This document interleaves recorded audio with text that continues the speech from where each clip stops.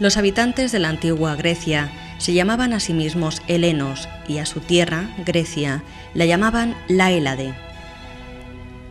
El territorio de la Grecia antigua coincide aproximadamente con el actual, pero para completar el mundo helénico es preciso añadir las costas egeas de Asia Menor, así como las del sur de Italia y la isla de Sicilia. La historia y la cultura griegas están íntimamente relacionadas con el paisaje.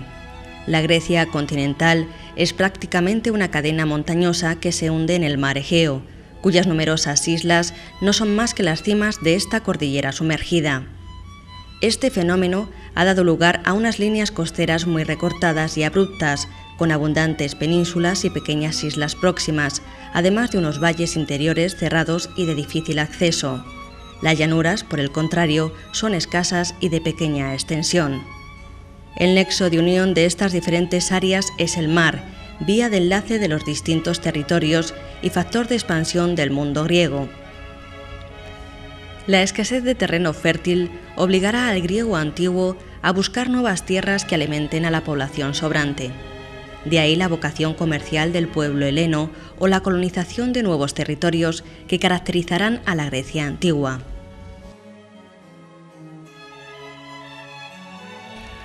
Pero el paisaje griego, con ser importante, no ayuda por sí solo a explicar el maravilloso legado cultural helénico. El racionalismo como actitud ante la vida, la consideración del hombre como medida de todas las cosas, el amor a la belleza, un elevado sentido estético y la democracia como sistema político son valores espirituales presentes en nuestro mundo. Jenofonte dirá en el siglo IV: opino que es justo favorecer al pueblo en general en detrimento de los nobles y los ricos, porque es el pueblo quien al dar los hombres para la marina y el comercio constituye la fuerza de Atenas. En consecuencia, justo es que participe de los cargos que dependen de una elección. Estos valores, sin duda una deuda reconocible con el mundo griego, no surgen de manera repentina, sino que son el fruto de evolución de casi 3000 años. Durante estos 3 milenios, pueblos diferentes poblaron las tierras de la Hélade. Desde el año 3000 a.C., en que finaliza el Neolítico, hasta el 1100 antes de nuestra era, se desarrolla la Edad del Bronce. En esta etapa emergen sucesivamente 3 grandes culturas. La primera, la cicládica, tiene como característica principal el desarrollo de un floreciente comercio. Mucho más importante será la cultura minoica, cuyo núcleo es la isla de Creta. Alrededor del 1900 a.C. surgen grandiosos palacios en Nosos y Festo, imponentes residencias reales con cientos de habitaciones, algunas de ellas bellísimamente decoradas con frescos vivos y coloristas.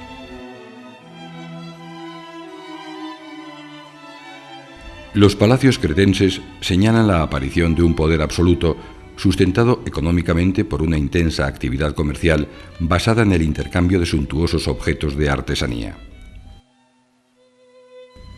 La civilización minoica presenta una religión en la que tiene un lugar central una poderosa diosa de la fertilidad, a la cual estaba asociado el animal símbolo de Creta, el toro. Las creaciones artísticas cretenses expresan plenamente la fantasía y la inventiva de un pueblo pacífico, ciertamente hedonista, como prueban los frescos y los objetos suntuarios que se pueden apreciar en el Museo de Heraclión. Alrededor del año 1450 a.C., la explosión de un volcán en la isla de Tera provocó un grave cataclismo que afectó a toda la región y debilitó especialmente a Creta, que a partir de entonces no pudo ofrecer resistencia a la expansión micénica. La micénica, la tercera gran cultura de la Edad del Bronce en Grecia, debe su nombre a Micenas, la principal ciudad de los aqueos. Estos, un pueblo de pastores guerreros siempre en busca de pastos para sus rebaños, ocupan la Grecia continental y el Peloponeso entre los años 2000 y 1600 a.C. Los aqueos traen consigo la doma del caballo, el carro de guerra y las espadas largas de bronce. Las ciudades-estado propias de su momento de máximo apogeo, entre el 1600 y el 1100 a.C., como Micenas o Tirinto, se rodean de poderosas murallas, como corresponde a una cultura guerrera, y en ella se impone una rígida pirámide social sustentada por una notable producción de objetos suntuarios con los que comerciarán en todo el Egeo y el Mediterráneo oriental.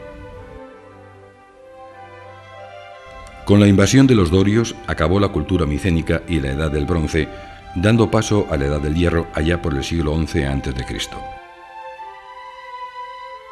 Entre los años 900 y 725 a.C., un lento crecimiento demográfico y económico consolida las nacientes polis o ciudades-estado griegas. Atenas, Argos, Corinto y las ciudades de Eubea, entre otras, irrumpen en la escena del comercio mediterráneo gracias a sus refinadas producciones cerámicas y de metal y a las exportaciones de aceite y vino. La expansión comercial de estas ciudades hizo que hacia el siglo IX antes de nuestra era diera comienzo la fundación de colonias por todo el Mediterráneo, desde el Mar Negro hasta Iberia y desde el norte de África hasta las costas francesas, buscando el beneficio del trasiego mercantil. El siglo VI a.C. constituye la etapa de consolidación del carácter griego, sobre todo a partir de la gran prueba que supone su enfrentamiento con los persas en las guerras médicas. Entonces Grecia entró de lleno en la etapa de madurez, lo que conocemos como el período clásico de la antigüedad. El siglo V, tras las victorias sobre los persas en las batallas de Maratón y Salamina, significó la etapa de apogeo del mundo griego.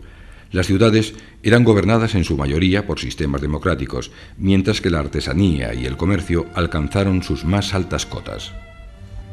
También en esta centuria continúa la consolidación de los santuarios panhelénicos de Delfos y Olimpia como centros religiosos, además de como sedes de competiciones deportivas y literario-teatrales que atraen a competidores de todo el mundo conocido. En Delfos y en Olimpia, las poleis encuentran una sede diplomática común, un espacio en el que solventar sus diferencias y conflictos. Esto es especialmente significativo en el caso de Olimpia, donde los Juegos Atléticos y Culturales, celebrados durante 7 días cada 4 años, provocan una tregua militar de obligado cumplimiento para todas las ciudades. Los vencedores, considerados héroes, semidioses, competían en deportes diversos, sabedores de que su éxito les prestigiaba no solo a ellos, sino también a su polis de origen. En Atenas, la gran ciudad del período clásico, el dirigente Pericles gobernó entre los años 461 y 429 a.C., dando su nombre a todo el siglo por el prestigio que consiguió para su ciudad. A su intervención personal se debe el maravilloso conjunto arquitectónico de la Acrópolis, la obra cumbre del arte clásico, con sus majestuosos propileos, el deslumbrante Erecteion y el fabuloso Partenón, templo dedicado a Atenea Partenos, la diosa protectora de la ciudad. Grecia se encuentra durante el período clásico en su máximo esplendor económico, cultural y artístico. Arquitectos y escultores persiguen el ideal de belleza y lo encuentran en la proporción, el equilibrio, la medida y la armonía. Los escultores trabajan y estudian minuciosamente la forma de representar las medidas perfectas, los cuerpos ideales conforme al canon griego.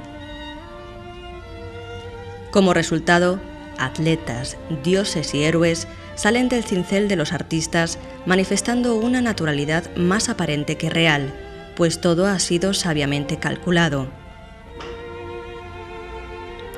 Los arquitectos, por su parte, levantan templos de finas proporciones y maduran sus construcciones hacia formas y estructuras de exquisita armonía, en las que se exalta la grandiosidad y el refinamiento decorativo, como queda de manifiesto en los cada vez más ricos e intensos frontones.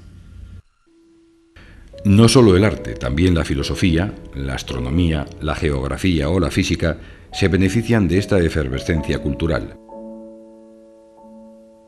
La razón, la lógica, se convierte en el motor del conocimiento y sitúa al ser humano al frente de su propia existencia, pues los sabios griegos consideran que la explicación mágica o religiosa por sí sola no bastan para entender el mundo, la naturaleza y la propia esencia humana. Muchas cosas hay admirables, pero ninguna es más admirable que el hombre. dirá el dramaturgo Sófocles. Sócrates, Platón, Aristóteles argumentan y crean escuelas, buscan la sabiduría a la que aman, son filósofos. El teatro es otra de las grandes realizaciones griegas, metáfora del mundo, de la vida cotidiana, de los mitos y los actos de los dioses. Las representaciones congregaban a miles de personas, pues tenían un significado no solo lúdico, sino ritual y filosófico. Esquilo, Eurípides, Aristófanes o el ya mencionado Sófocles escribieron obras que aún hoy producen admiración. La perfecta acústica de los teatros, como el de Epidauro, permite a los actores hacerse oír por el más lejano de los 15.000 espectadores presentes, convirtiendo al público en parte integrante de la obra. La hegemonía de Atenas en el siglo V a.C., su expansionismo imperialista, provoca rebeliones y conflictos contra la política ática en todo el mundo griego. La rivalidad con Esparta, Corinto y otras ciudades desencadena la guerra del Peloponeso, que durará 30 años y de la que Atenas saldrá derrotada. Esta lucha provocó una transformación del mundo clásico, aunque este aún se prolongará hasta el año 338 a.C., en que Alejandro Magno, hijo de Filipo, un monarca procedente de Macedonia en el norte de Grecia, conquistará a todas las ciudades-estado y organizará el imperio griego. Alejandro reanuda con fuerza la lucha contra los persas, emprendiendo una marcha triunfal que le hará conquistar Egipto, llegar incluso hasta la India y formar el primer imperio universal de la historia.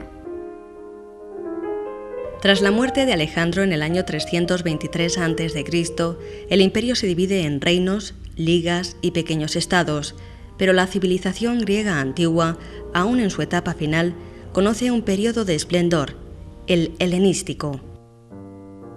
Aunque Atenas sigue manteniendo su prestigio cultural y artístico, otras ciudades como Antioquía, Rodas, Pérgamo, Mileto o Alejandría se convertirán en centros culturales de gran importancia.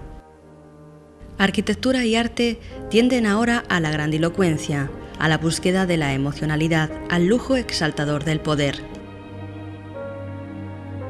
La fuerza de Grecia y de su arte es tal que, pese a su definitiva caída bajo el dominio de Roma, en el año 146 a.C., el lenguaje helenístico sobrevivirá con éxito hasta la llegada de Augusto al poder, hasta el punto de convertirse en parte de la expresión romana.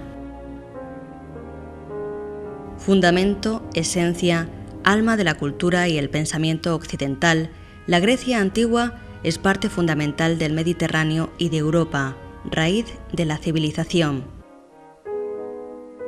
El paso del tiempo, Cronos implacable, deja a la piedra como principal testigo de lo que un día fue. Pero la fascinación ejercida durante siglos se mantiene aún hoy viva, pues, como escribió sobre Grecia un viajero del siglo XVII, la mente se fascina, el cuerpo desfallece y los ojos se deleitan y humedecen.